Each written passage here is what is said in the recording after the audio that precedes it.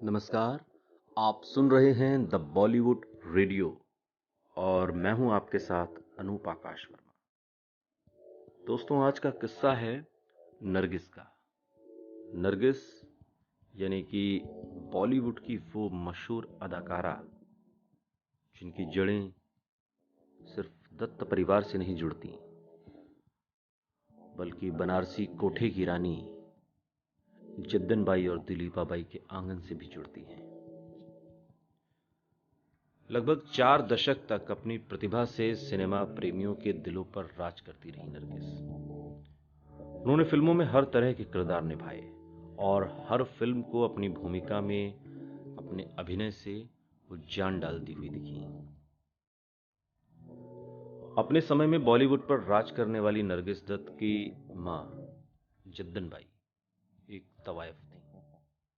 उनके 3 बच्चे थे और तीनों के ही पिता अलग अलग थे।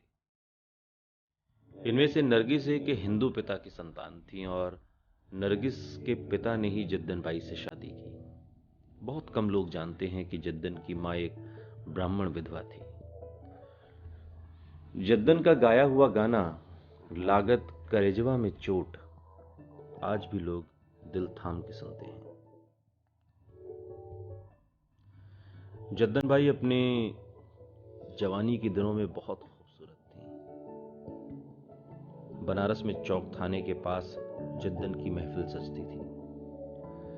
जद्दन बाई ने संगीत की शिक्षा दरगाही मिश्र और उनके सारंगी वादक गोवर्धन मिश्र से ग्रहण की थी।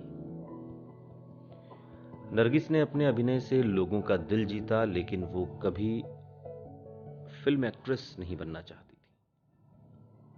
दरअसल नरगिस तो डॉक्टर बनकर समाज की सेवा करना चाहती थी। हालांकि मां की इच्छा के कारण फिर उन्हें फिल्मों में काम करना पड़ा। नरगिस का जन्म कोलकाता में हुआ था, तारीख 1 जून 1929। लेकिन नरगिस का नाम तब नरगिस नहीं था। उनका असली नाम था कनीज फातिमा राशिद। जद्दन बाई के गीत, संगीत और फिल्मों में रुचि की वजह से घर में फिल्मकारों का आना जाना लगा रहता था। उनकी मां उन्हें एक दिन स्क्रीन टेस्ट के लिए फिल्म निर्माता और निर्देशक, उस जमाने में बड़े मशहूर थे, महबूब खान के पास भेजा। फिर उन्होंने स्क्रीन टेस्ट में फेल होने के बाद जैसे तैसे संवाद बोले, लेकिन उन्हें महबूब खान फेल कर दें ये सोचकर वो स्क्रीन टेस्ट भी ऐसे ही खराब से दिया उन्होंने, और जो डायलॉग वगैरह थे वो भी बिना किसी तारतम्य के बोले। लेकिन महबूब खान ने उन्हें अपनी फिल्म तकदीर के लिए चुन लिया। एक के बाद एक महबूब खान की फिल्मों में उन्हें काम करने का मौका मिलता रहा और फिर साल 1949 में नरगिस के कई बेहतरीन फिल्में आईं, बरसात, अंदाज, और इन फिल्मों ने उन्हें एक मंझी हुई कलाकार के तौर पर स्थापित कर दिया।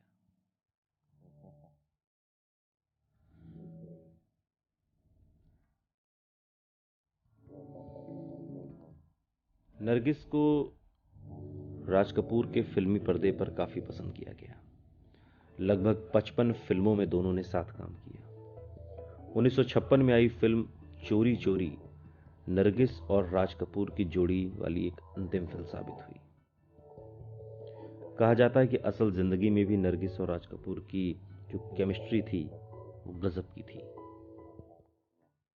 1957 में महबूब खान की फिल्म मदर इंडिया में नरगिस सुनील दत्त की मां की भूमिका में थी।